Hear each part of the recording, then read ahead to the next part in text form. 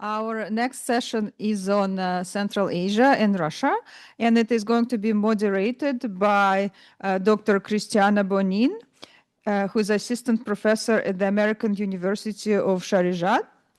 And I will give the floor to Christianna, who will introduce the speakers. Thank you so much, Julia, and good afternoon, everyone. It's a pleasure to be here as moderator on our second half of panels today, and I'm really delighted to introduce the first speaker, Boris Chukhovich, who is an art and architectural historian based in Montreal, specializing in Central Asian art and architecture of the 20th and 21st centuries. He's a curator as well as an author and a former researcher in Uzbekistan, and has participated in major international exhibitions and has many recent publications on Soviet and post-Soviet modernism and global scholarship. Boris is not here with us in person. He's joining us virtually, where he'll say a few lines about himself and about his work, and his paper will be read by a representative from Rutgers, Greg Chesnov. So, Boris, are you with us? Can you hear us? Yes, I'm here and hear you very well. And you? Fantastic. Yes, we're all eager to hear from you. Yes. Okay. So I start.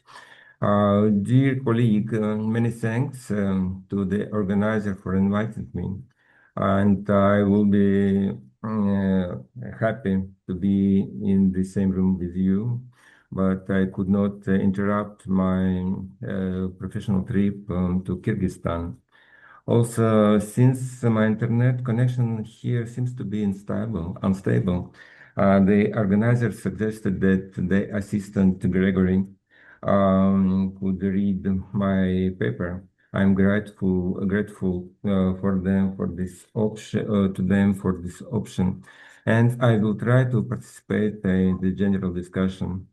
Another remark: I sent my presentation a few days ago, but at the last minute, I was asked to shorten it, which I did.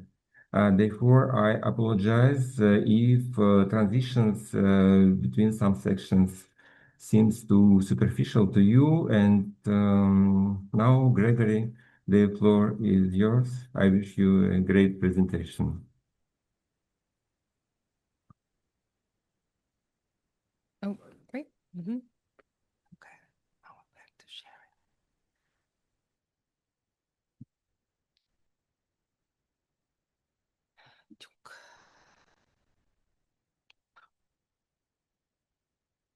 Share the screen too. Yeah. Okay.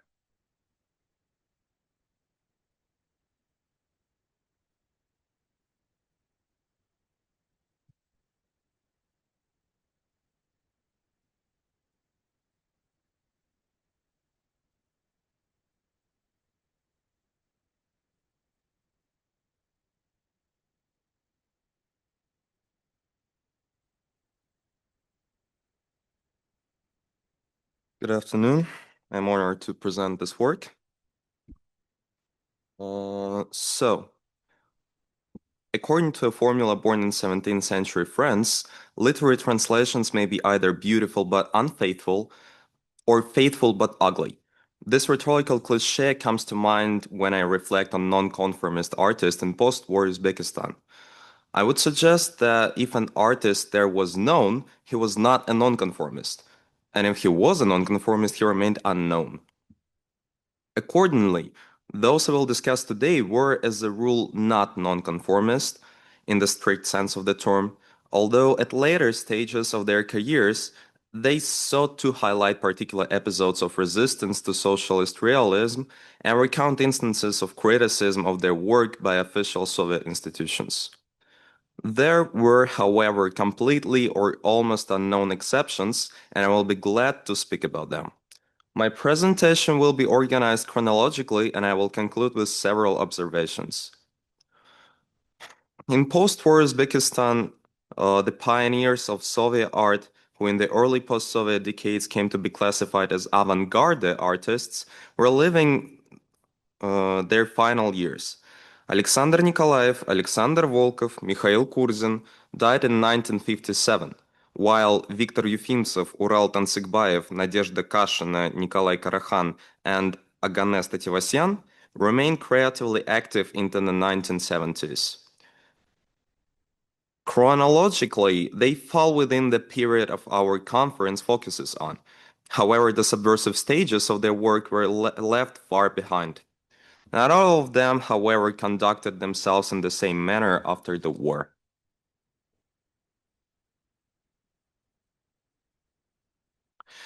In the work of Mikhail Kurzin and Alexander Nikolaev, we can discern attempts at covert resistance.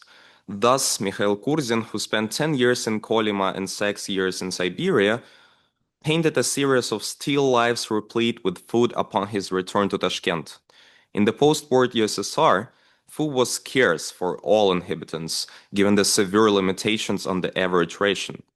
Yet, for Kurzin, food became an overtly baroque fetish, extravagant against the backdrop of socially realist themes. Those familiar with his biography could discern in these paintings materialized dreams of Gulag laborers. As for Alexander Nikolaev, after his exile in Siberia from 1938 to 1942, he not only returned to Tashkent artistic elite, but was also during his lifetime awarded the title of Honor Artist of Uzbek SSR. In the post-war years, he was primarily a conventional theater designer and book illustrator. Nevertheless, some works from this period still contain allusions to the central series of his life, which eroticized forms of male relationship that were non-normative in the Soviet context. Thus, the sportsmen in the painting Wrestling are presented as direct heirs to the ancient Greeks, with their Epicurean attitude toward life and male love, a suggestion of which is discernible in the charge exchange of glances between the protagonist and the foreground. Most of other well-known artists of his circle, Viktor Yefimtsev, Nikolai Karakhan, Aganes Tativasyan, and Ural Tansykbaev, had by the final stage of their lives entirely lost any submersive dimension. If in their youth they had been conventional modernists, in maturity they became conventional socialist realists. Attempts by contemporary curators and historians to ascribe non-normative meaning to their work often appear strained and opportunistic. For example, Zilfira Trigulova, who in 2025 curated a major retrospective of Ural Tansykbaev, interpreted his unpopulated landscape of the 1970s as an expression of supposedly professed Tengrism. No historical arguments were offered in support of this claim. The curator's sole basis for attributing this putative Tengrism to Tansykbaev was the artist's ethnic origins. Meanwhile, the artist's professional career at that time was as official as possible. He served as chairman of the Union of Artists of Uzbekistan, was a People's Artist of the USSR, and was a member of the Soviet Academy of Arts. I would suggest that if we begin to turn such artists into covert nonconformists, there will be no conformists left in the Soviet Union. The next artists in Uzbekistan associated with unofficial careers and nonconformism were the children of 1920s, 1950s generation. In this regard, one may mention the sons of Alexander Volkov, Valery Volkov, and Alexander Volkov Jr., as well as the son of Veniamin Kidrin, Alexander Kidrin. Works by these artists are in the Norton Dodge collection.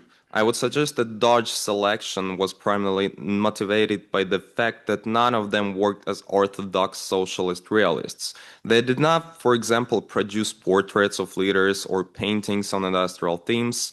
Moreover, in the 1960s, all three showed an interest in abstraction, which of course was not encouraged by the Soviet authorities, especially after Nikita Khrushchev's well-known speech. A closer examination of their work and biographies, however, shows that the submersiveness of these artists was always limited. With rare exceptions, their abstract painting remained in their studios. That is, they did not publicly declare themselves abstractionists. For public exhibitions, they produced more acceptable works with classical subject, clowns, nudes, urban landscapes, which the Soviet authorities did not prohibit. They were able to travel abroad at a time when most Soviet citizens could not even dream about doing so. For example, in the biography of Valery Volkov, we read, 1966, relocation to Moscow. From this year onward, regular creative trips began to France, Italy, England, Turkey, Egypt, and the United States. In turn, Alexander Volkov Jr. made his first trip to the West in the 1970s and in the 1981. Undertook a 2-month journey with his wife to France for the purpose of studying contemporary art. He also spent more than 10 years as a member of the Moscow Union of Artists, traveling to Latvia to the Ginatri House of Creativity. In the USSR, such opportunities were closed for those the authorities regarded as potentially dangerous. They were either not allowed to travel abroad or to rest in official artistic resorts, or conventionally were permitted to leave with a one-way ticket to the West so that they would not return. In Moscow, the Volkov brothers' Central Asia roots played a significant role. It is well known that in the periphery of the Soviet Union, artists were allowed greater formal experimentations, for example, with color or decorative abstraction. Such explorations were viewed in light of the official imperative of Soviet aesthetics, which demanded art that was national in form. In Central Asia, the region's ornamental and abstract decorative arts were this national form.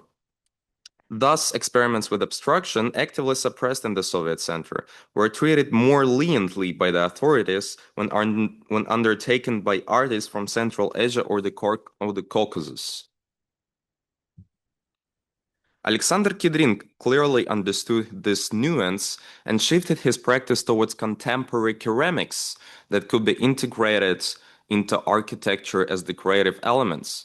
Prominent Uzbek architects value him as an artist whose work harmonized with modern architecture. In architecture, unlike in painting, modernism remained the dominant trend throughout the post-Stalin Soviet decades. The artist received large, costly commissions to decorate some of the most official buildings in the capital of Uzbekistan, the Palace of Arts, the People's Friendship Palace, and the Prospect Kosmonautov metro station. This slide shows a characteristic composition by Alexander Kidrin titled Spring, which adorns the foyer of the Palace of Friendship of Peoples. It depicts a tree bearing fruit with recognizable Uzbek dishes, serving as the fruit and abstract compositions instead of traditional ornament. In this way, the artist developed his interest in abstraction while aligning his work with the requirements of official institutions. The Uzbek Art Fund generously financed such commissions, and in some cases, such as the Palace of Friendship of Peoples, the secretary of the Communist Party of Uzbekistan, Sharaf Rashidov, personally approved the solution proposed by architects and artists. Ultimately, in Uzbekistan, Alexander Kidrin was awarded the title of Honored Artists, and his career could have been the envy of many Orthodox socialist realists. The artist himself, it seems to me, was fully aware of this. In some of his interviews, he openly acknowledged that he never felt like a dissident. On the contrary, he was always too Soviet, that he had no connection whatsoever to abstractionism, and that he was not an avant-garde artist, but a traditionalist. An uninformed viewer might take my work for abstract, but my artistic conception has always been traditional. Nevertheless, most publications on Kidrin present him as a figure of resistance to the Soviet system and emphasize the criticism of his early artistic experiments in the 1960s by official institutions. I would suggest this emphasis is driven less by any real conflict between Kidrin and the art of Soviet Uzbekistan than by the contemporary art market's need to construct images of rebellious artists who go against the grain. This applies equally to contemporary biographies of Valery Volkov and Alexander Volkov Jr. In them, the first and relatively few encounters with official institutions occupy a disproportionately prominent place, as does the author's involvement in underground practices. For example, Alexander Volkov Jr. frequently and in considerable detail recounts his student friendship with Dmitry Prigov, publishing joint photographs and portraits of Prigov, although in Prigov's own writing, this friendship appears only as a brief and relatively insignificant episode. As a counterexample, I would like to mention an artist who consciously and in almost radical manner distanced himself from official artistic life and career. Lev Snegiryov was born in 1931 in Uzbek city of Margilan in the Fergana Valley, into a military family. He graduated from an art school in Moscow, was admitted to the Union of Artists, and between the 20th and 22nd Congress of the CPSU, even joined the Communist Party. However, in the second half of 1960s, like the protagonist of July Rain, he came to realize the illusory nature of the ideals of his youth. He returned to Uzbekistan, settling first in his native Margilan and later in the regional center Fergana. From that point, Snegiryov earned his living exclusively through design work, while his painting never left the studio, because in his view art should not be sold. The artist's only exhibition in the Soviet period took place in 1980 in the foyer of Tashkent Theater Ilkom, provoking intense discussion. I was among its visitors and still remember the overwhelming impression produced by these works, so different from what I at 18 had seen in exhibition halls. I also recall that comparing my impressions of the work of the Volkov brothers, 3 years later they presented a major exhibition at the Tashkent House of Cinema, with those of Lev Snegiryov, I reached a youthful conclusion. The Volkov's work were saloon-like and always about themselves, whereas Snegiryov's work were existential and rather about us. Igor Savitsky appreciated the artist's work and acquired several of his paintings for the Nukus Museum. Unfortunately, the main body of Snegiryov's painting was lost at the turn of the 1980s, 1990s, when ethnic conflicts began in Fergana Valley. Attempting to leave Uzbekistan, the artist entrusted his collection to unscrupulous art dealers, and its traces disappeared amid the chaos of the country's collapse.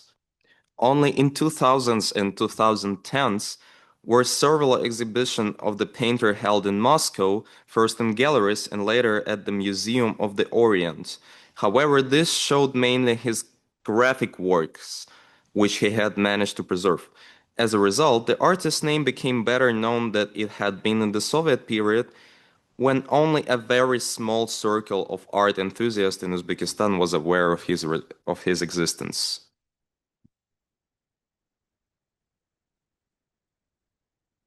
Another, and I believe more radical example of artistic opposition to official Soviet art is represented by the work of Vladimir Sergeyevich Iogilson. He was born in 1913 in St. Petersburg, where he also trained as a theater director. By a twist of fate, his theater found itself in occupied territory during the war and was transferred to Germany. As a result, after the war, Vladimir Sergeyevich Iogilson was arrested and spent approximately 8 years in the Gulag. The vicissitudes of his life eventually brought him in 1968 to the Andijan Puppet Theater, when he staged a series of performances so significant that he was awarded the title of Honored Artist of Uzbek SSR. In 1973, the director moved to Tashkent, where he taught directing and the art of puppet theater at the Institute of the Theater Arts. Alongside his official biography, an unofficial one developed a parallel. Throughout his life, Vladimir Sergeyevich Iogilson practiced collage. His satirical, grotesque, and absurdist compositions were never exhibited. They circulated among colleagues and students, passed from hand to hand on loan with return, and ultimately ended up in possession of peoples close to the artist as gifts. Selected members of Tashkent's theater and artistic community were aware of the director's passion. However, Iogilson did not seek official recognition of the organization of exhibitions. His collages often reflected current political events and, due to their satirical nature, were destined to remain within a circle of initiates.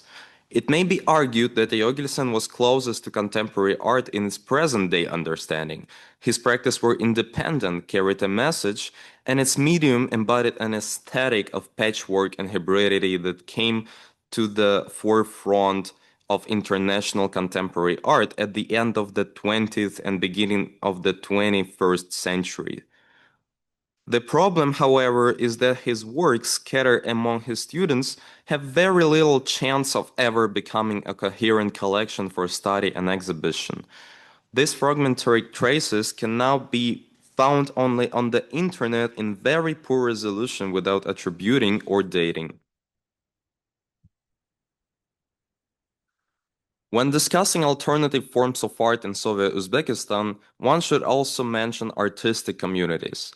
The first such community is widely known in public discourse as the Fergana School of Poetry. It emerged in 1980s around two leading figures, the historian Alexander Kuprin, and the poet Shamkhat Abdullayev. The group consisted of poets of both Uzbek and Russian origins, yet it wrote exclusively in Russian. However, its relationship with the Russian language was more complex than it might assumed. Thus, in articulating the principles of the Fergana school, Shamkhat Abdullayev stated that it oriented itself towards Mediterranean and in part Anglo-Saxon poetry by passing Russian literature. Over time, artists joined the school and also became involved in writing poetic texts. Sergei Alibekov, Grigory Koptsan, Yuri Useinov, and others. Although the second half of 1980s saw the beginning of perestroika and the Soviet Union's opening to the world, the Fergana community remained an elitist group of intellectuals living in its own scheduled sphere. Poets did not receive fees for their poems, and artists did not sell their paintings. Each had alternative sources of income, allowing them to treat art as a free creative practice rather than a professional career.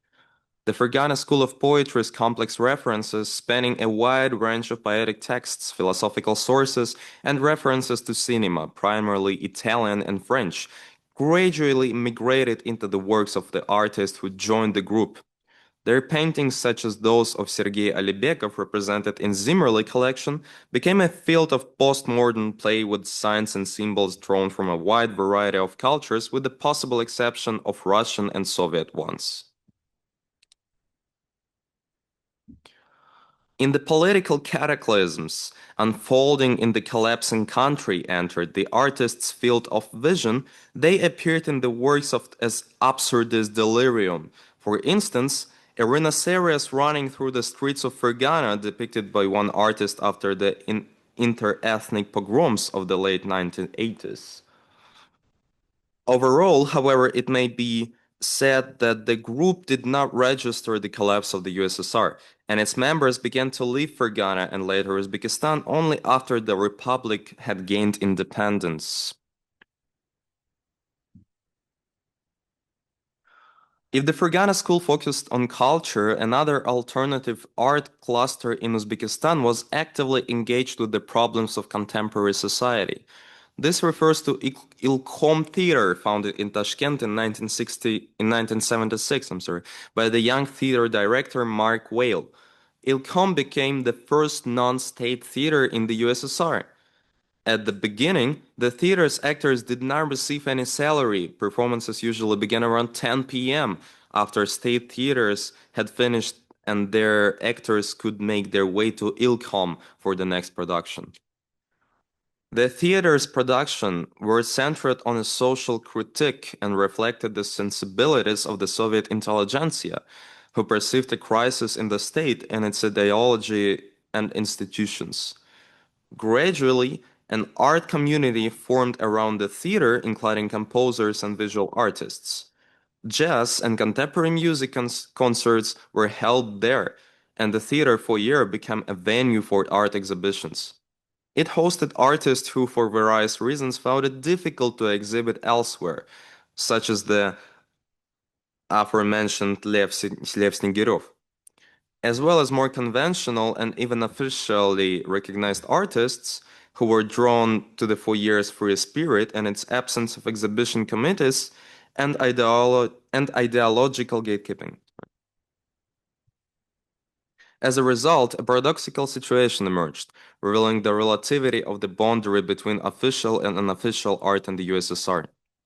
Leading figures of the Uzbek Union of Artists, such as Yevlon Umarbekov and Bakhdir Yatalov, who presented ideologically conformist painting in official venues, exhibited in Ilkham works that were far more formal and even verging on abstraction. Located in the republic's capital rather than in provincial city of Fergana, Ilkham was a far more open and diverse community. It regularly hosted intellectuals visiting Tashkent from other Soviet republics and from the mid-1980s onward foreign guests as well. These connections helped the theater move into an international orbit in the 1990s, while during the period of tightening authoritarian rule under Karimov, its production became increasingly politically acute. In the 2000s, the theater truly became both politically and artistically nonconformists. Unfortunately, this phase came to an end in 2007 following the political assassination of Mark Whale.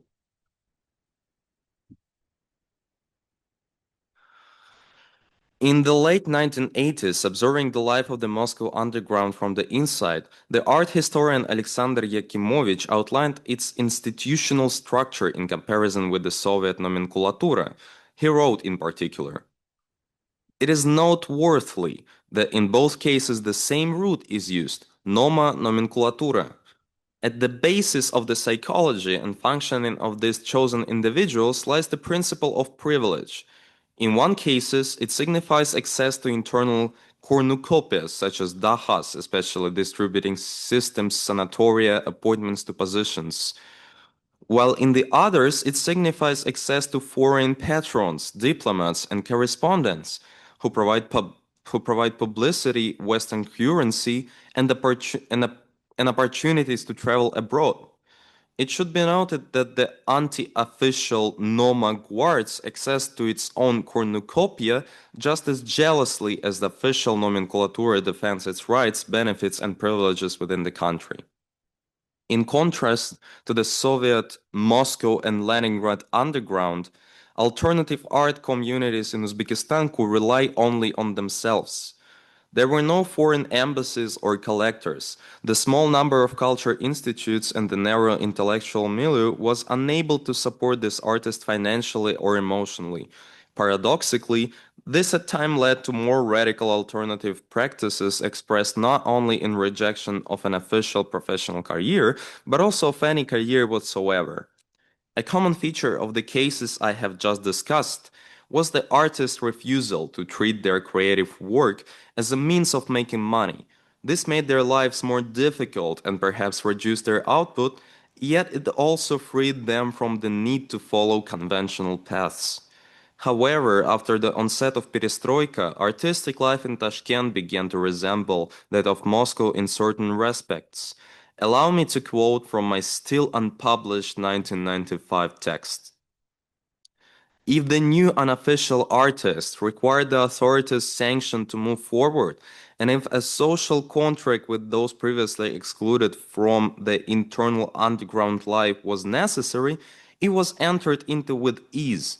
Indeed, it became relatively simple to reach such agreements under condition in which Perestroika's confidential directives called for a release of steam for a counterculture.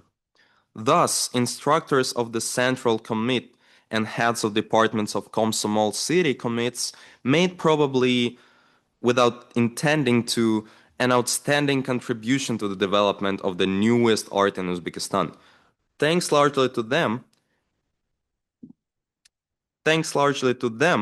unofficial art emerged from the sphere of private life and became a public phenomenon, alongside punks, metalheads, and previously illegal video libraries. In organizing loud, provocative street exhibitions, Artists had and overcome only the tacit resistance of the most conservative communists, and even then, always through the hands of their fellow party members.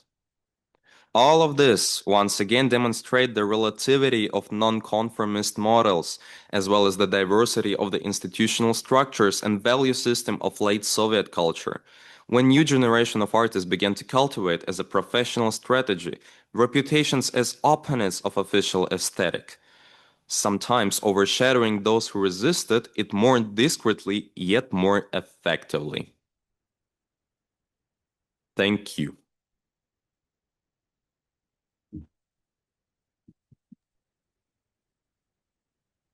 Thanks so much, Gregory.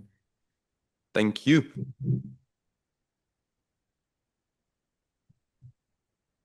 Okay, great. We're going to move on to our next speaker, Valeria Ibraeva. I'm delighted to introduce, where is she? There she is, who's an art critic, curator, and former director of the Soros Center for Contemporary Art in Almaty. She's a leading voice in Central Asian contemporary art and has authored influential scholarship and curated major international exhibitions, and we're delighted to have her in the room with us. Valeria, please, podium is yours.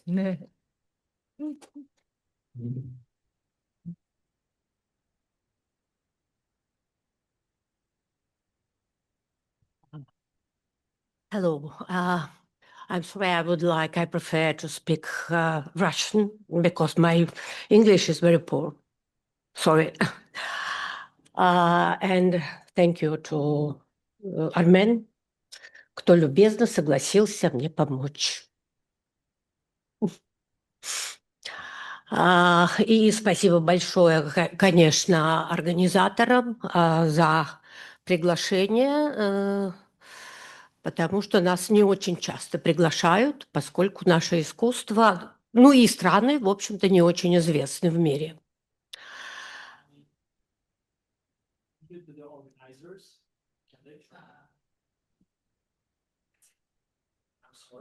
Yeah. First of all, I'll do my best to translate. So thank you to the organizers for inviting me, because it is not so common around the world, because our art is not of a big interest in general, and this is an interesting opportunity. Для начала давайте разберемся, то есть очень многие путают, существует 5 станов, так сказать, бывших советских.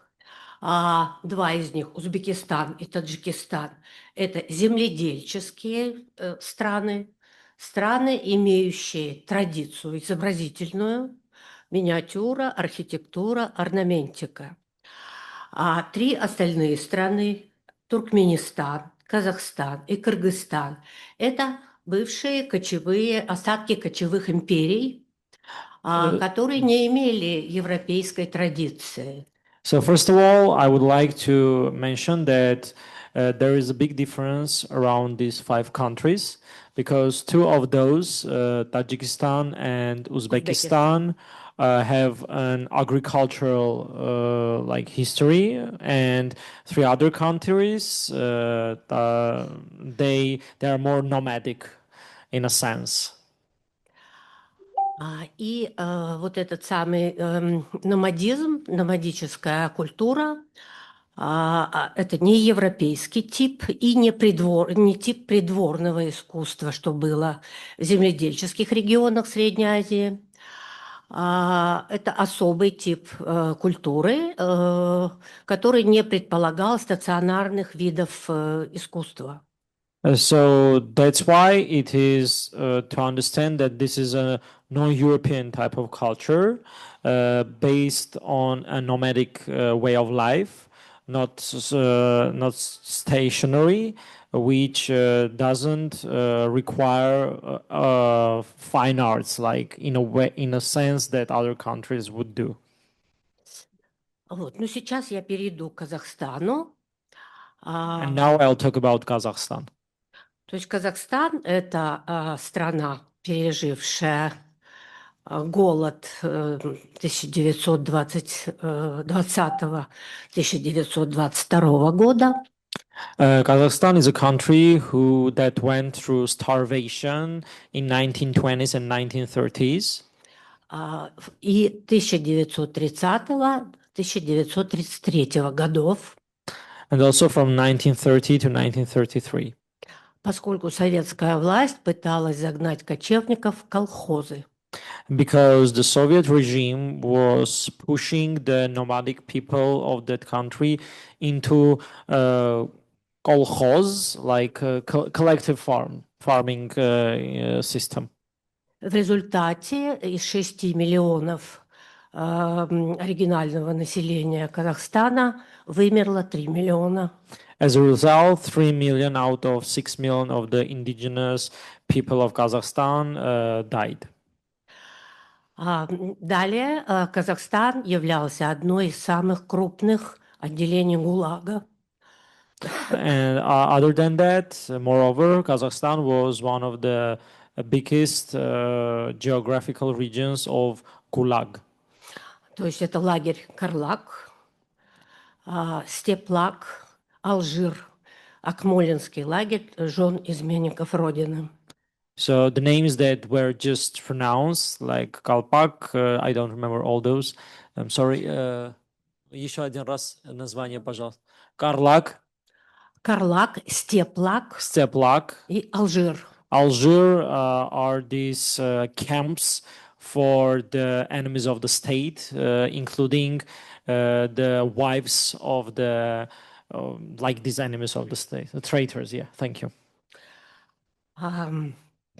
После этого были депортированы в Казахстан целые народы, корейцы из Дальнего Востока, поляки из Западной Украины, калмыки, чеченцы, ну и много какого народа. Many nations after that were transferred brutally to Kazakhstan, including Koreans, Polish people, Chechen, Kalmyk, and others. И поволжские немцы. And Germans from Povolzhia. В Карлаге была расстреляна подруга Малевича Вера Ермолаева. In Karlag, the friend of Malevich Vera Yermolaeva was executed. В Карлаге умер основатель немецкого сецessiona Генрих Фогелер. In the same place died the founder of German secession, Fogilev. Отсидел свой срок эстонский художник Юлас Аустер. Julius Auster, an Estonian artist,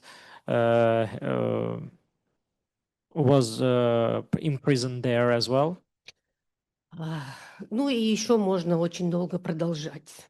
And there is a whole list of this kind of imprisonment and executions. То есть художественная традиция у нас, как вы сами понимаете, великолепная. So as you can imagine, we had an amazing artistic tradition. Вот, советская власть рассматривала, уморив половину населения, советская власть рассматривала территорию как табу разу. So killing part of the population, the Soviet state would consider this place as tabula rasa. Но, тем не менее, ей нужны были художники для пропаганды, для создания нового казаха. At the same time, they needed artists to create the idea of new Kazakh, like the new Soviet Kazakh. They needed artists and creators and cultural workers. Нажимать-то надо.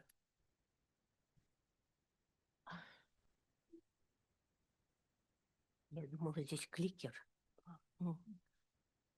Here. Окей. Спасибо. Первый художник казах Абылхан Костеев начинал как наивный художник. The first artist, the Kazakh painter, was Khan Gaseyev, who started as a naive art representative. Вот. К сожалению, пиросмания из него не получилось, потому что его начали учить социалистическому реализму. Unfortunately, we didn't get another Perasmani because he was forced to learn socialist realism. И вот этот персонаж... Ой, а почему нет картинки? There you go. Oh, I'm sorry. Here. Окей. И вот этот персонаж справа, это тоже интересная фигура. Он возглавлял антирусское восстание 1916 года. So the figure on the right is also a captivating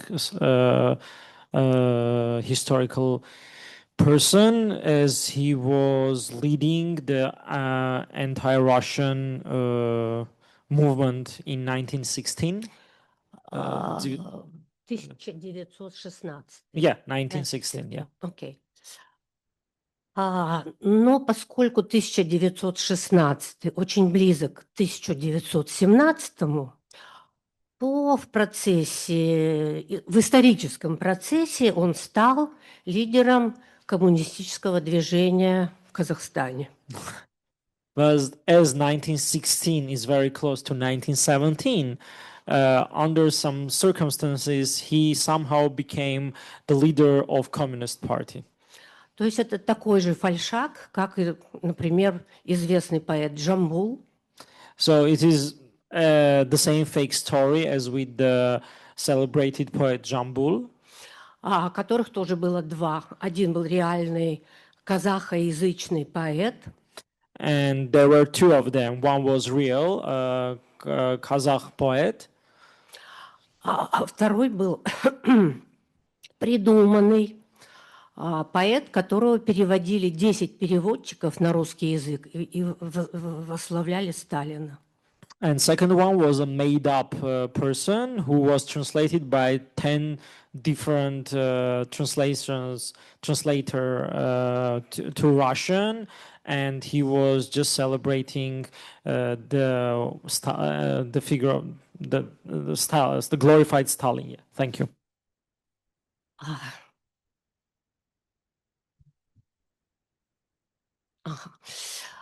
Но как бы социалистический реализм должен был развиваться, и следующее поколение после Костеева были выпускники Ленинградского и Московского вузов, где их учили правильно понимать действительность. So the socialist realism had to go further and to boost.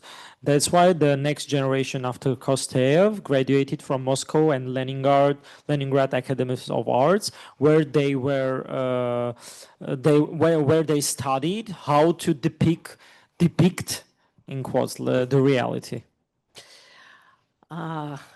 Но все-таки установление советской власти – это, так сказать, большие исторические моменты. Нужны были еще люди, которые как бы счастливы быть в Советском Союзе.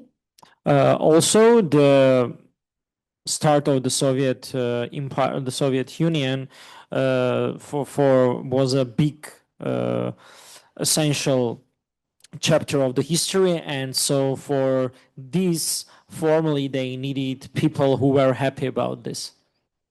Поэтому образ счастливого пастуха стал очень популярным в социалистическом реализме Казахстана.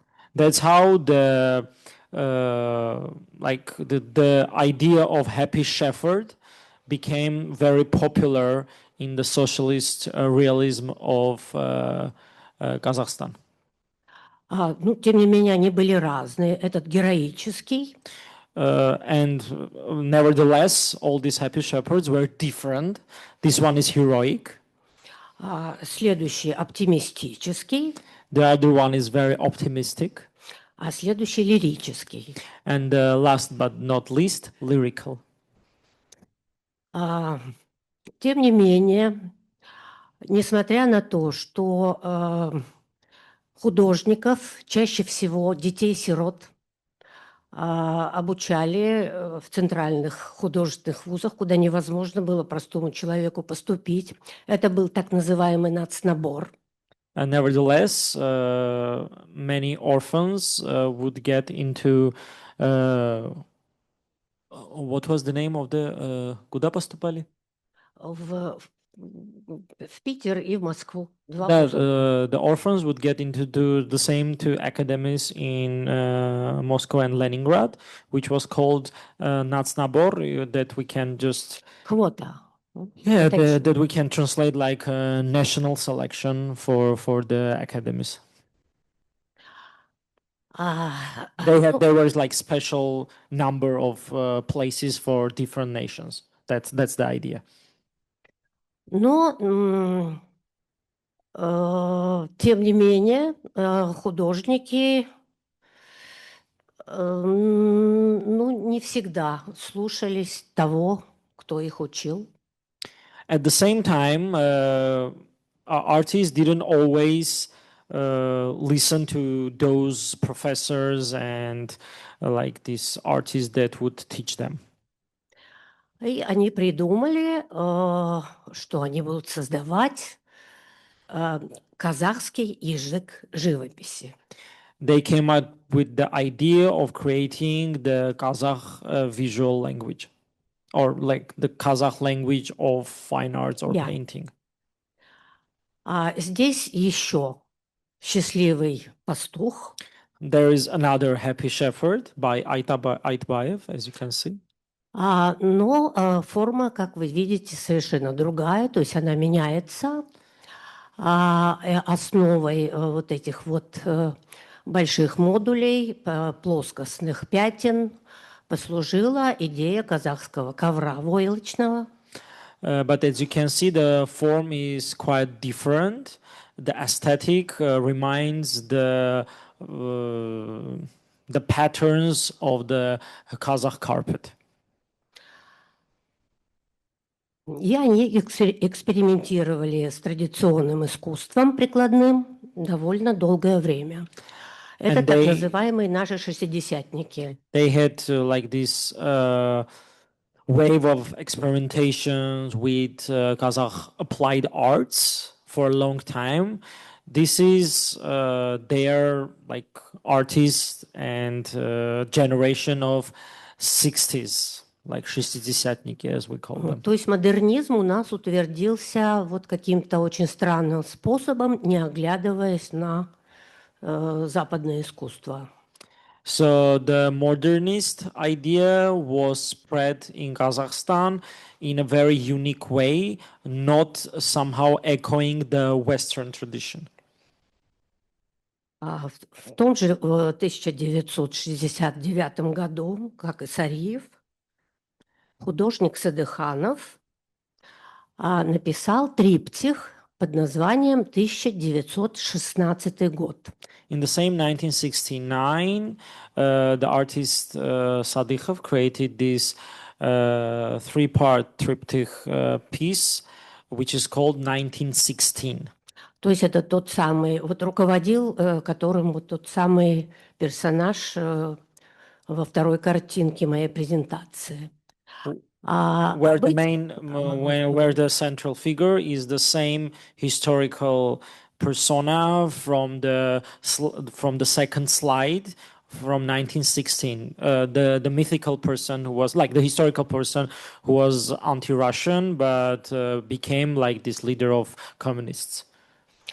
Вот это вот правая часть триптиха. This is the right part of the triptych. И она репродуцируется повсюду, во всех книгах, во всех альбомах, во всех возможных ипостасях. And you can find it everywhere in all the catalogs, school books. It's very much circulated in that period. Но вторая, третья части обычно не показываются. But the first two parts are often not depicted at all. Это центральная часть триптиха, в ней как бы ничего такого особенного нет. Называется она «Голос поэтов». This is the central part of the triptych, which is called like the voice of poets. Кроме того, что все 3 поэта были расстреляны в 1938 году. Nothing special about the piece, other than all 3 poets, the central figures, were killed and executed in 1938 during the Stalinist repressions period, as I guess. И третья часть триптиха, And the third part of the triptych, которую вообще стараются не показывать, поскольку эта часть рассказывает правду о восстании 1916 года, потому что казахов начали забирать на фронты Первой мировой войны. and this part is hidden the most out of sight because it is about the reality what happened in 1916, where the Cossacks were taken by force to the battleground of the World War I. И вот буквально на днях дочь художника нашла эскиз последней части триптиха. And just recently, the daughter of the artist found the sketch for that third part of the triptych. Ну и я не могу ее комментировать. Все понятно. And there is no comment for that. I think everybody can understand and see what's happened. Несмотря на общую закрытость страны, в которой к 70-м годам был построен ядерный полигон Семипалатинский, although the closed situation of the country, a nuclear reactor, полигон. Polygon, I think it is the same word. Polygon, yeah, it's a nuclear polygon Semipalatinsk was built there. Космодром Байконур. The very famous Baikonur station for the Soviet cosmic program. No, the rocket launches, yeah. На острове Возрождения в Аральском море испытывали атомные подводные лодки. In the island of Возрождение, the submarines, the atomic submarines, were tried out. There were tryouts for the atomic submarines. Ну и урановые рудники, потому что Казахстан занимает 2-е место по запасам урана после Австралии. And also the Uran mines were developed there, as Kazakhstan holds the 2nd place after Australia of Uran mine. Тем не менее, в 70-х годах 3 европейских, можно сказать, художника посетили Казахстан. Это было дикой сенсацией. Это был Ренато Гутузо, это был Рокуэлл Кент и Мартирос Сарьян. 3 different artists from Western modernist tradition traveled to Kazakhstan in 1970s, including Renato Guttuso, Rockwell Kent and Martyros Saryan. Ну и какая-то изоляция информационная была все-таки прервана, и художники немедленно приступили к имитации стилей вышеуказанных художников и всех остальных, которые уже можно было смотреть в Москве, например. After this trip, the local artists started copying the style of the mentioned painters, and also of the fine arts that they could find in Moscow, displayed in Moscow. Да, это тот же самый Айтбаев, который написал «Счастье», но здесь это называется «Заседание колхозной бригады». Но в свое время была сенсация для казахстанского искусства. It is the same artist Ibraeva that we have already talked about, but this is another piece from 1970s, which is called like the meeting of collective farmer workers brigade.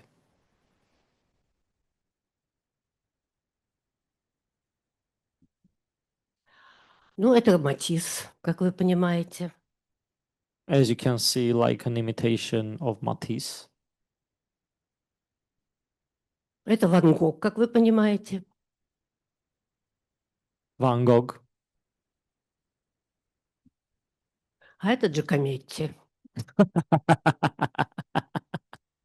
And this one is Giacometti.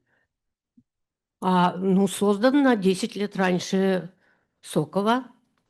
И если присмотреться, на самом деле это жуткая совершенно работа. Это Ленин в виде... то есть это пытка, колумбийский галстук. So it's, if you look closely, it's a very awful piece of art in a sense, because this is a way of torture called the Colombian tie. Эта казнь применялась колумбийской наркомафией. Был большой скандал в середине 20 века в Южной Америке. То есть разрезалась шея, и через нее вытягивался язык. This is a way of execution that was performed with the Latin American mafia when the throat was cut and the tongue was taken out through the hole in the neck. Так казнили предателей и болтливых людей. This was the way they got rid of traitors and those who had long tongues. Автор, Yeah, it's my edition. автор, народный художник Казахстана, председатель Союза художников Казахстана Еркин Тилекович Мергенов. The author is the honorary artist of Kazakhstan, the head of the Artists Union of Kazakhstan, Mergenov. Very lovely piece. Это тоже его работа. Его отец был репрессированным, и он очень много рефлексировал на эту тему. This is also his piece. His father was... Sorry. Yeah. Yeah, victim of Stalinist repression, and he would reflect on that a lot. Я уже скоро закончу. No, it's fine.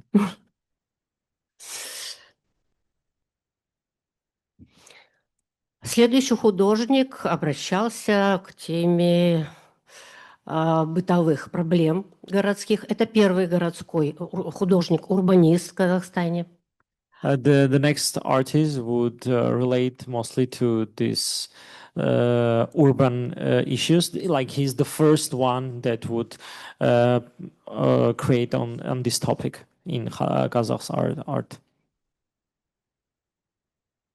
Эту работу при мне вынесли из выставочного зала, потому что это очередь за мясом. This artwork was taken out of the display of the exhibition just in front of me because it would depict the line for the meat. Ну, малые голландцы в большом размере и все недостатки советского общества художник скрывал тщательно и внимательно. He would reflect on all the cons of the Soviet society, obviously or in a hidden way.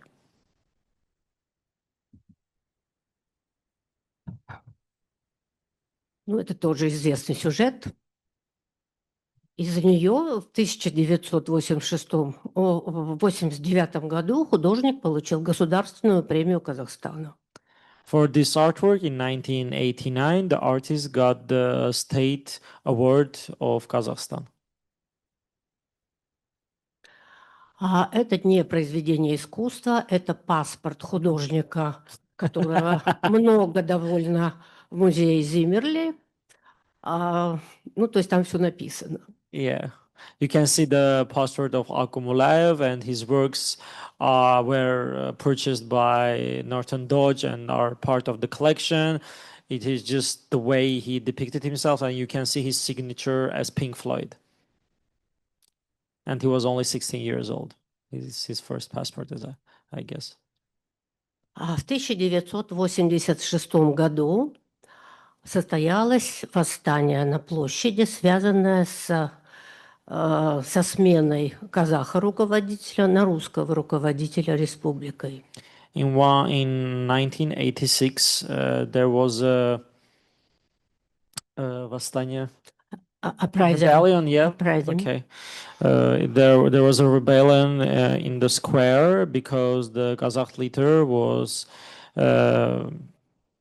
replaced by a Russian. То есть это было раньше Баку и Вильнюса, и никто об этом не знал. So it was even earlier than in Baku or Vilnius, and nobody knew about it.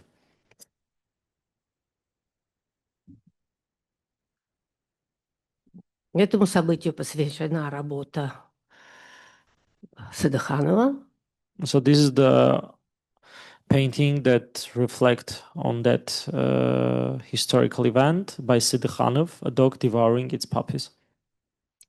Который позже обратился к символизму казахских племен, потому что до сих пор все казахи помнят свое племя. And later the same artist would take the topic of the local Kazakh people. The tribes, yeah, because all the Kazakhs, they remember the tribe of their own. И изобрел такую серию, очень большую, посвященную символу каждого племени. And he created this vast series related to the symbols of each tribe.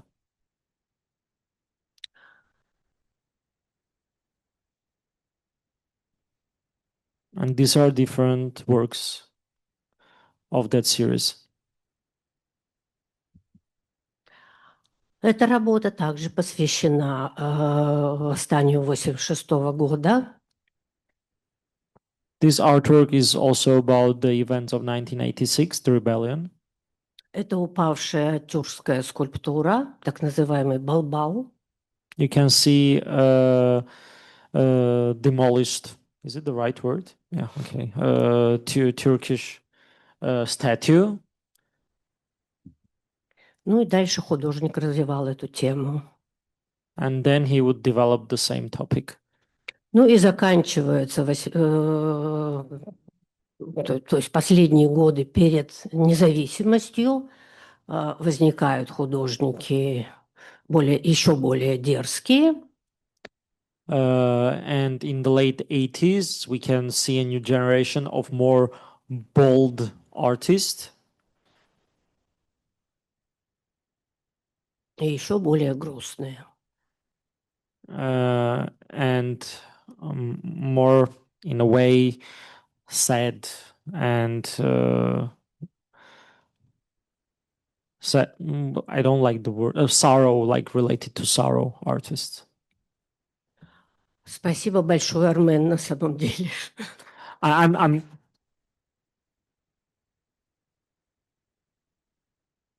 not quite sure about my translation, but I did my best. Thank you, everyone.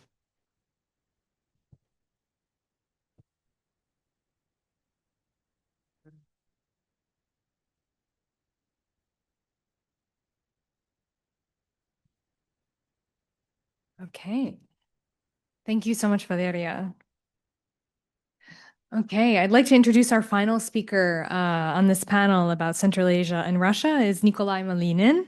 Nikolai is an architectural historian, critic, and curator based in New York. He specializes in Russian and Soviet modern architecture, curates the Archiwood Prize, edits Drugaya Moskva, and has written extensively on urban culture.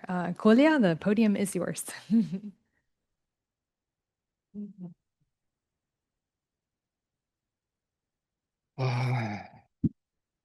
Вот немножко приблизить, да? Не очень низко. Так, окей. Art of Soviet nonconformism has once again become relevant. One would like to say fortunately, but in truth it is unfortunately. Today this art is being removed from Russian museums, hidden in storages, exhibitions are being cancelled and texts are being censored because it has once again become inconvenient in the current historical climate. A striking example is an exhibition of Grisha Bruskin, a prominent nonconformist artist represented our collection.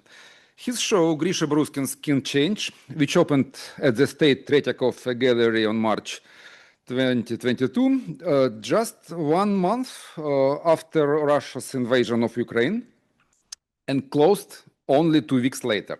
The museum cited technical reasons, but it was evident that an investigation of decaying ideologies was no longer welcome.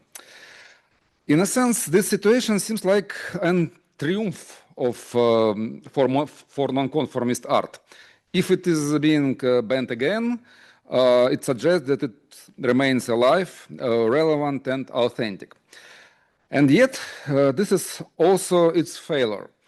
Like Russian literature now criticized for its imperial dimension, this art did not succeed in helping Russia find a path toward freedom and democracy.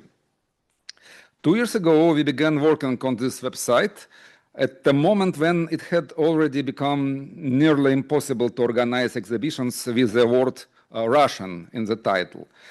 And here I must note a difference between myself and many of you, dear colleagues. You can pronounce the names of your countries freely, while I do so with considerable strain.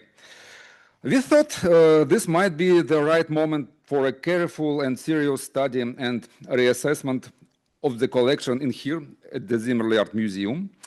We commissioned texts from scholars of different generations, hoping to create a broad and balanced perspective. But the condition in which this work was produced made that initial vision impossible. Many of our authors are now in exile without access to libraries or archives. Some lack stable employment or even a home. Others wrote their text in bomb shelters in Ukraine or in Israel. One of our contributors was recently imprisoned in Russia for protesting internet censorship, though she managed to submit the text before her arrest. Instead of calm scholarly project, what emerged was a field of tension. Under this condition, many nonconformist works began to look like dark prophecies.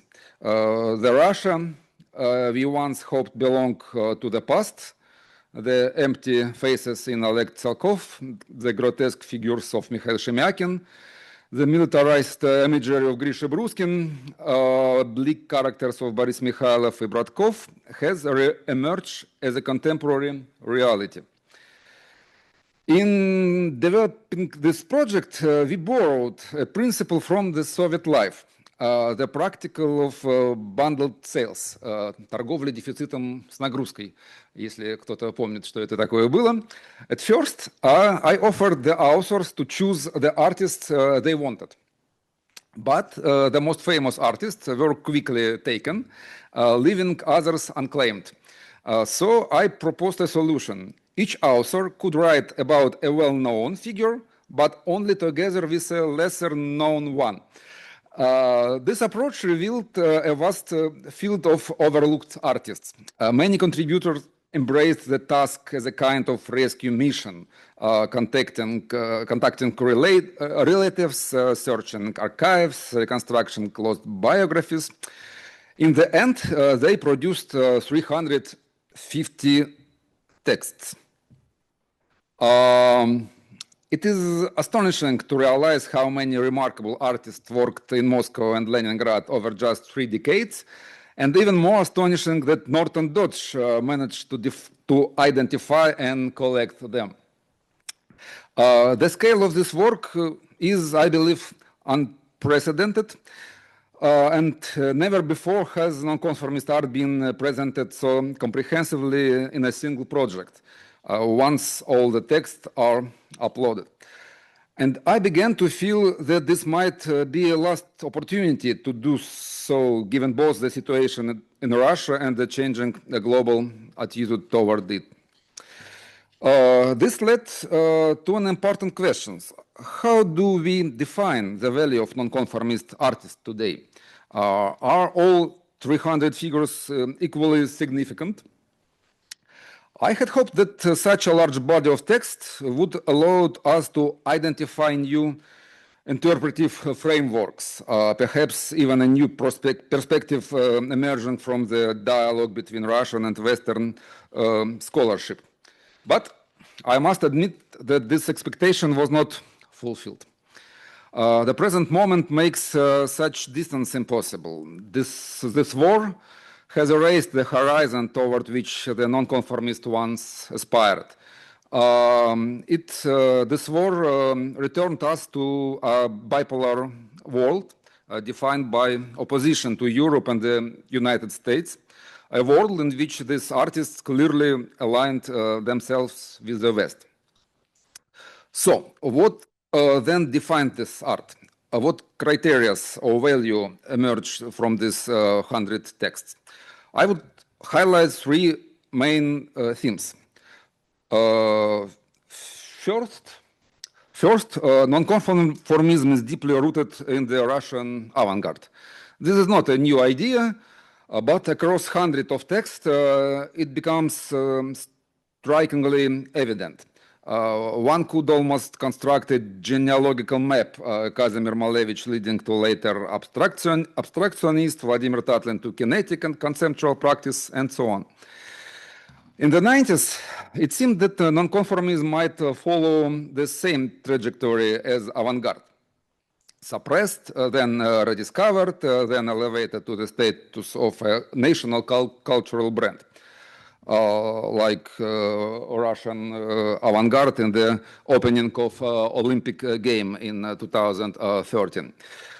And there were exhibitions, conferences, and even the term second avant-garde gained currency.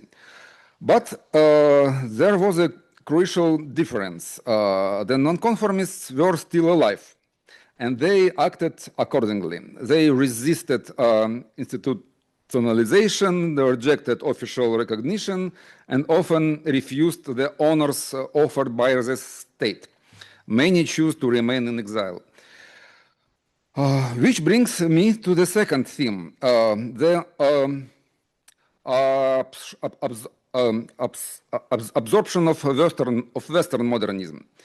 If the avant-garde was appropriated by the West, the nonconformists in turn absorbed Western artistic languages. This made them difficult to assimilate within Russia itself. Their work was perceived not only as a complex but as foreign. References to Western artists appear throughout the text. Echoes of Hans Hartung and Pierre Soulages, Giorgio Morandi, Jean Dubuffet, Yves Tanguy, Hans Arp. A telling example is the Q by Alexei Sundukov, often seen as a symbol of perestroika. Yet its resemblance to the work of George Tucker is difficult to ignore. Implicitly, it suggested that alienation and conformity were not unequally Soviet phenomenon. The third theme concerns the figure of the artist. In Russian cultural tradition, the idea persists that the true artist is one who resists the society and imposed norms and behaviors and suffers from it, even to the point of tragedy, a notion famously captured in a song by Vladimir Vysotsky: «Кто кончил жизнь трагически, тот истинный поэт». Reading these biographies is often unsettling. Few lives appear stable or secure. Many artists faced poverty, marginalization, exile, or physiological breakdown. They were excluded from institutions, denied visibility, and lived under constant pressure. And yet, this suffering continues to function as a marker of artistic authenticity. Finally, when I look at contemporary Russian in exile, much of it protest-driven and anti-war, I see striking parallels with the nonconformist figures such as Grisha Bruskin in the center and Ivan Lungin's on the sides, or Eric Bulatov paintings and photos by Alexander Gronsky in the bottom seem to echo earlier trajectories. This suggests a possible direction for future research and perhaps for future exhibitions to examine this continuities not only as historical parallels but as part of an ongoing artistic condition. Thank you very much.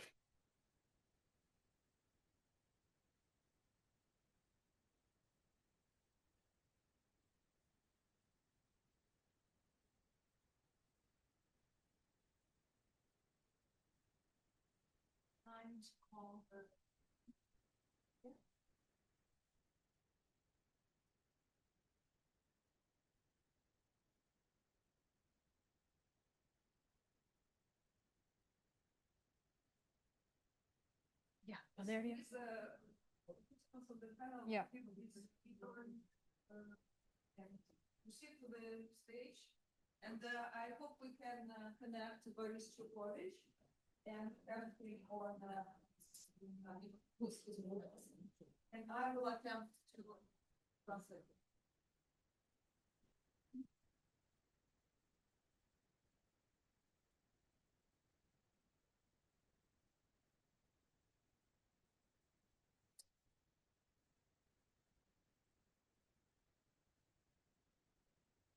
Okay, I think you all can hear me. Yes, fantastic.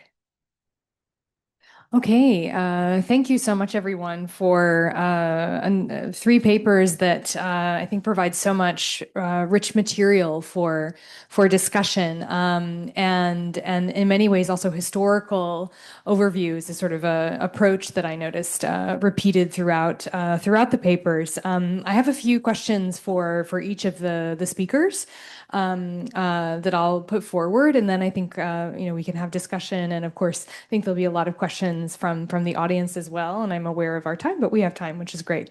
I think one of the things that I noticed in listening to all of the papers is a tension between visibility and invisibility, right? These two possibilities, visibility and invisibility of trauma and violence in history, of history, of artworks and histories themselves, and also within exhibition spaces, whether they're public or private, and how this kind of visibility and invisibility has shifted over time. Я думаю, что You mean during this period, the 60s, 80s? Одна из общих тем была взаимоотношение как бы того, что художники были на виду, visibility, или того, что художники были на виду, или то, что они не были на виду. То есть как бы это вот как бы известность и неизвестность, и признание и непризнание, как бы вообще их как бы участие в художественной жизни. И это было, существовало в историческом ключе, в художественном, в контексте как бы, ну, как бы художественного комьюнити, как художественной группы и с точки зрения выставочного пространства. Yeah, that's right. That's a general comment for everyone. It's something that was in all three papers, I felt. Это то, что было во всех трех презентациях.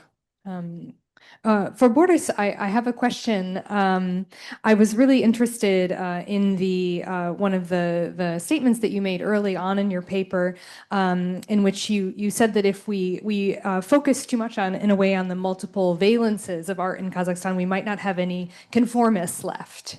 And I'm not sure if that was said in jest, but I was really interested because this, relationship and questioning of the terms that we use to think about things is something that's been ongoing throughout the conference. And so I'm curious if there's a stake in holding on to the term conformism or non-conformism. First of all, I was speaking about Uzbekistan, not about Kazakhstan. But effectively, actually, this is the crucial moment. And yesterday, when speakers from Baltic republics gave their lectures, it was also problematized this question: what is nonconformist and what is nonconformism and what is nonconformist artist? Very difficult to say. Very difficult to say. In fact, what I tried to show that the artist, the career of whom we know now, these careers were especially invented during the 80s and 90s. And during this inventing of careers, these nonconformist aspects were exaggerated, were put in advance, and all other activities by these artists were just not almost cancelled. It's very interesting question, and now what I see in Uzbekistan art, that this modest and unknown artist I showed, maybe they were much more nonconformist than very well-known nonconformist. In Moscow too, and the nonconformist followed the conventional way to become nonconformist. Very difficult to say. In my opinion, we should reconsider this concept of nonconformism now. Thank you. The translation was ongoing, yeah. A question for Valeria. I was struck by the emphasis that you placed at the start of your paper on the violence, the state violence of Soviet Russia on Kazakhstan as the incredibly important event within the histories of art in Kazakhstan.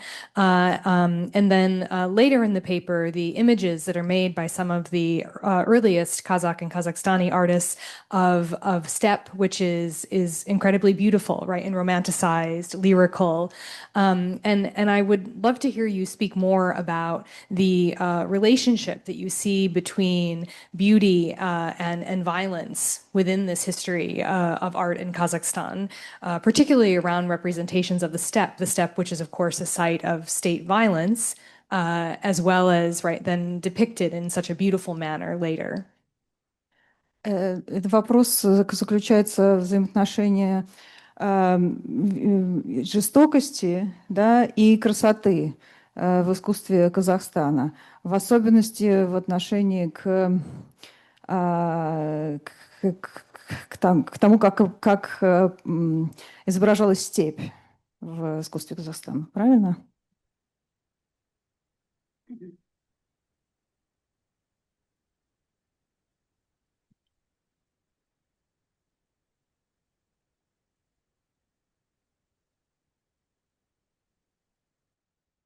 Работает, да? Ага. Я была маленькая, мне было 5 лет. У меня папа был геолог и работал в степи. I was little, I was 5. My father was a geologist, and he was working in the steppe. И как-то он меня на мотоцикле привез в какое-то место, около Караганды это было. And he brought me on motorcycle in a place near Karaganda. И там, насколько глаз хватало, стояли палочки. And there was some помню. poles that marked the steppe. И я стала ему говорить: папа, что это? Он говорит: поехали отсюда. And I asked, what is it?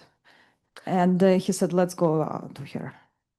Но существуют в искусстве Казахстана, и это нормально, прекрасные работы, показывающие поля маков.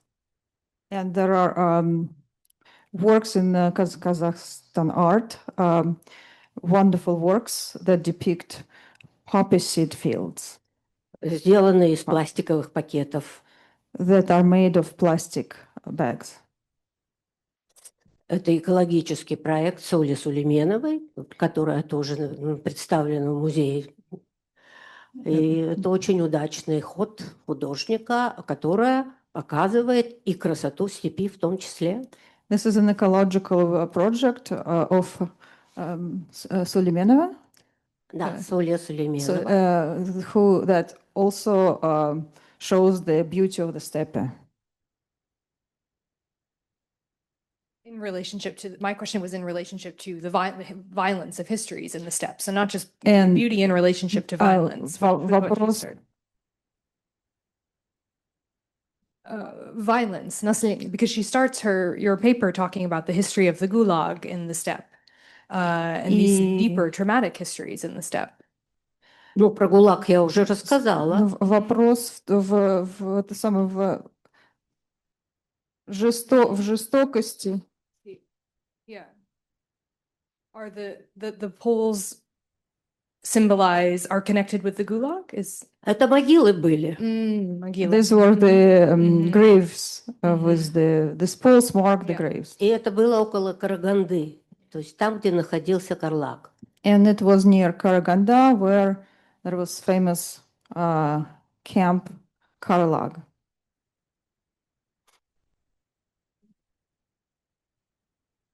Julia, I'm curious, in your case, just to think a bit more about the future of the archive in which you've been so diligent in working on of nonconformist art. Do you have a sense of next steps, what you would like to do with the project? Вопрос к будущему проекта и архива, который ты начал создавать. Что ты думаешь про следующие шаги в этом проекте?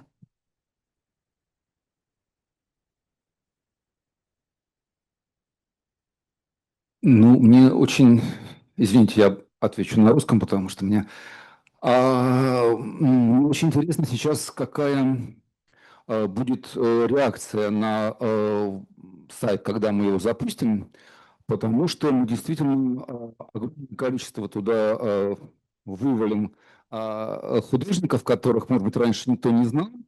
И вот, собственно, пока я занимался этим проектом, мне было очень интересно понять, да, вот, собственно, изменяется ли сегодня наша оценка вот тех художников, которые у нас в коллекции, И вот это количество огромное, да, до какой степени оно может скомпрометировать и это искусство, да, то есть, может быть, его слишком много. Да, ну давай. So when I was working on the site, so I'm very, very interested to see what will be the reaction when the site will be launched and explored, because there is quite a number of artists who are lesser known than the big stars, and how our appreciation and judgment about this body of work will change.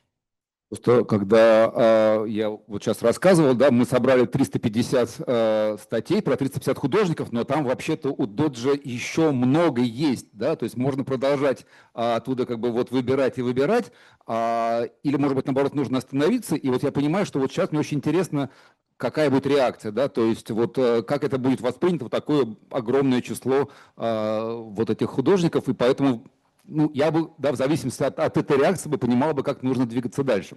We collected 350 biographies already, and there are quite a few more names.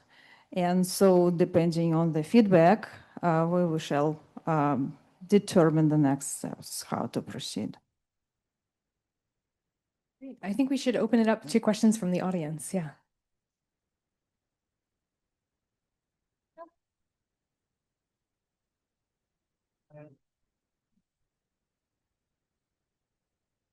Thank you, Georgi. I have very quick archival question to Boris. Boris, the question is about Grigory Kaptsan, a Fergana school artist, whom you mentioned.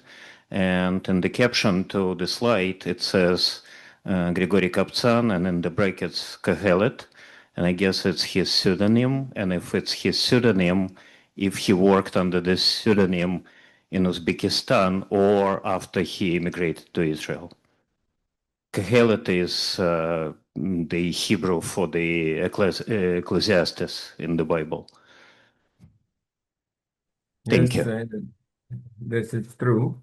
Now he's immigrated, not now, many years ago, maybe 20 years ago and more. He immigrated again to the Holland.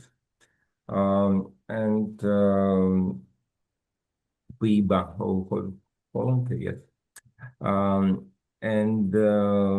That's true that now he canceled his first name, Kaptsan, and now he signs his works as Kohelet.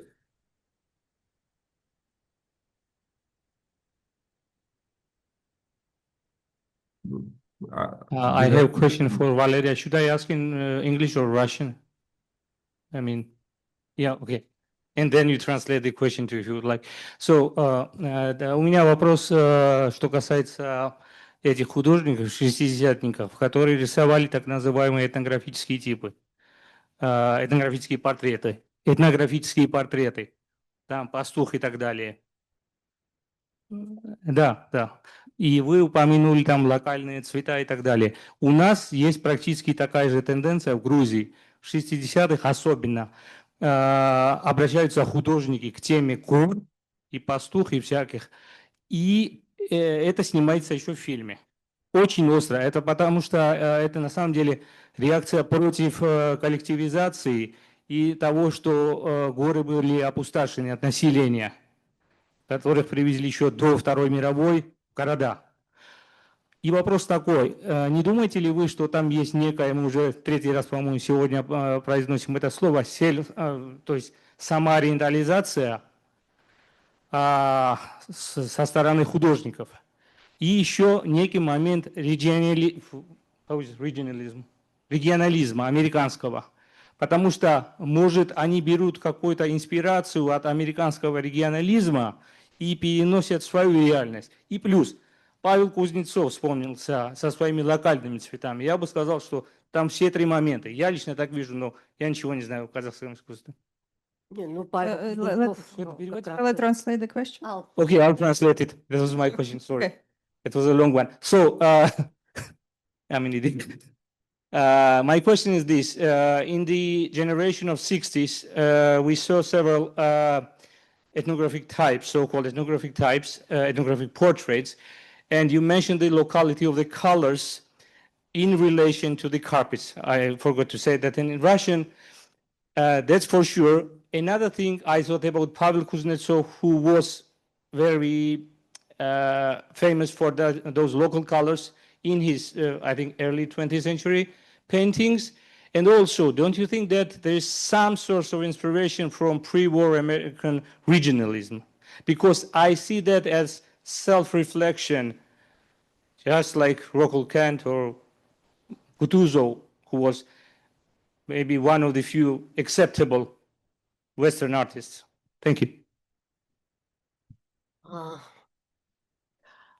Я не думаю, что в 60-е годы это была самоориентализация, потому что, собственно говоря, идентичности Казахстан лишился, когда наполовину сократили его население. И, в общем, там говорить-то особо об этничности и экзотичности, наверное, было бы наивно. Они просто пытались заявить о себе, что вот мы казахи, мы существуем.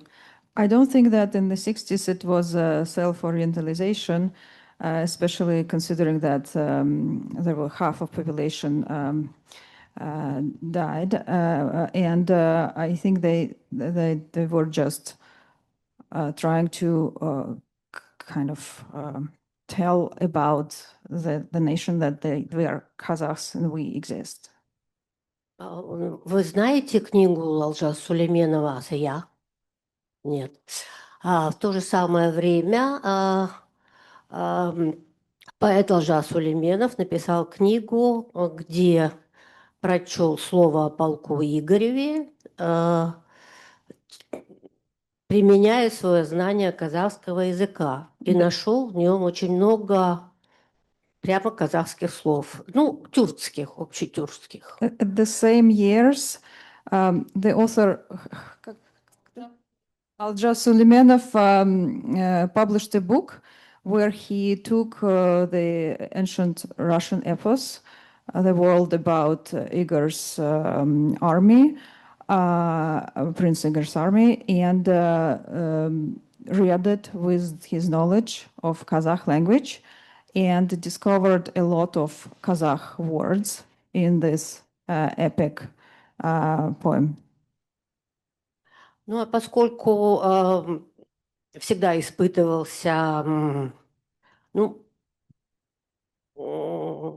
пренебрежение, мы всегда испытывали, понимали, что нами пренебрегают, это правда, то открытие его Алжа Сулейменова было ужасным совершенно, для русской культуры, для понимания ситуации. И опять же, это не было никакой экзотизации ни русской культуры, ни казахской культуры. Это была попытка сказать правду, что мы существуем и существовали, если не в XII, то в XVI веке уже.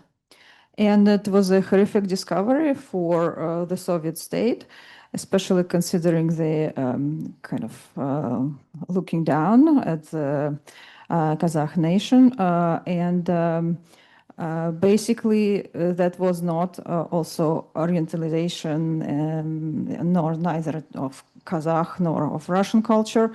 It just was the statement that the nation existed very early, 12th century or early, and kind of left traces and participated in. Что касается Павла Кузнецова, я думаю, это не он повлиял на художников 60-х, а это форма юрты и вообще округлости. Хотя у нас нет округлых гор, у нас вот такие горы. А форма юрты повлияла, безусловно, на вот эти плавные линии. И вот этот знаменитый мираж степи, он весь состоит из таких вот, как архитекторы говорят, как это у вас называется, дуги. Ну, ладно, неважно. И, в принципе, это как раз Павел Кузнецов занимался самоэкзотизацией, на мой взгляд. And what is about Pavel Kuznetsov? Valeria doesn't think it was influenced by Pavel Kuznetsov. On the contrary, Pavel Kuznetsov was exploring the yurts and also kind of self-orientalization of himself. So it was kind of maybe mutual roots, but not the influence. I think Таити такой нашел. Oh, yeah. Let's finish with a wrap up with a comment from Boris. Yes. I would like not to object what Valeria said, but as for Uzbekistan, the same generation of artists in Uzbekistan, like Bahadur Jalalov and Jablon Marbekov, I mentioned it in my paper. They effectively referred to some Russian artists worked in the Central Asian region in the 20s and 30s to the works by Ustomomin and also by Alexander Volkov. It's obvious, and both of them recognized this connection. So maybe not for Kazakh artists, I don't know. We should study maybe more precisely. But as for Uzbek artists of the same generation, of the same trend, it was obvious that this connection to discover the Orient of Central Asia by the way to study maybe French art and some example of Russian art and works by these European and Russian artists who came into Central Asia before in the 20s and afterwards. It was obvious, so we could compare this parallel phenomenon in Kazakhstan and Uzbekistan and see that both tendencies existed.